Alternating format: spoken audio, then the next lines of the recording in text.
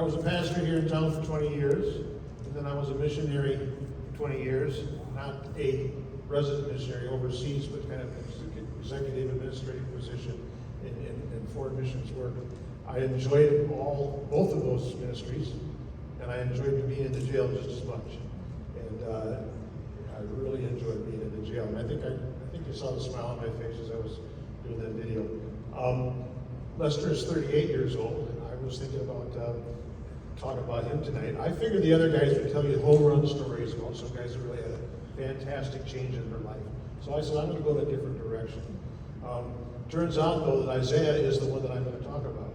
Isaiah is in my Bible study where I have to speak through the bars and sit on the little blue bench.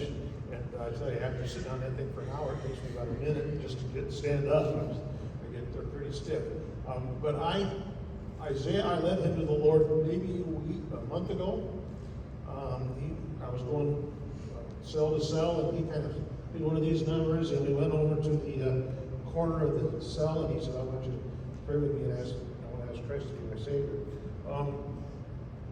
He's a pretty big guy, but he's kind of soft-spoken. He doesn't strike you as a criminal type at all. Very mild, very soft-spoken kind of a guy. He's another one that, well, I think you mentioned it, that he had to turn the table of contents. That's one way that we know whether they have a Christian background or not, if they have to turn the table of contents. And he was one that did. Christianity is just totally foreign to him. And thinking like a Christian or knowing how a Christian thinks is a brand new experience for him. I gotta get my glasses out in order to read this thing. He handed this to me, what's the date? He handed it to me yesterday, Bible study day. And so this is from Isaiah.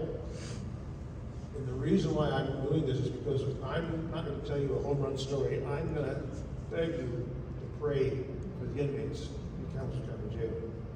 He says, I need prayer and divine help for my trial on October 8th. Okay? So, yes, these guys, when they're facing the trial, all of a sudden they want all kinds of prayer.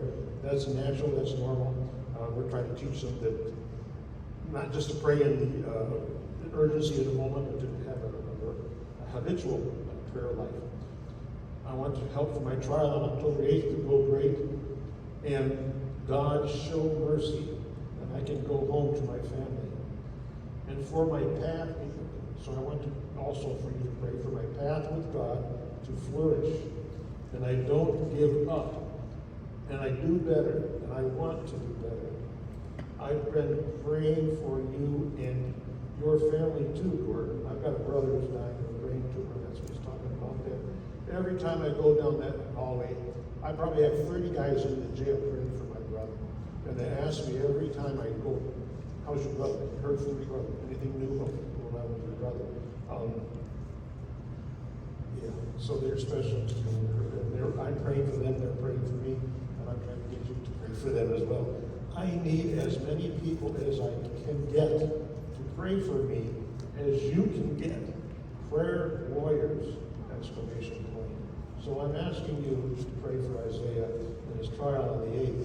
But I'm asking you to do more than that. I'm asking you to pray. How do I pray for inmates? Well, here's how I pray. Because I don't know whether they're guilty or innocent. We make a point not to even know what they're charged with, because it gets in the way of our ministry to them spiritually. I pray that everybody does their job. I pray for justice. I pray that truth comes out. Okay? And I also pray that God, if you know that this person really has changed their life and they really don't need incarceration as a punishment, that they'll be just fine and a good citizen, then kind of work things out in the trial. And that's how I ask people to pray for folks in jail. Pray for their families. These guys usually lose their job. Sometimes they lose relationships.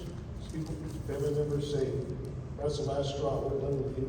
And they really need that support. And so I'm just finishing up by saying, please pray for the guys that we work with in Kalamazoo County Jail.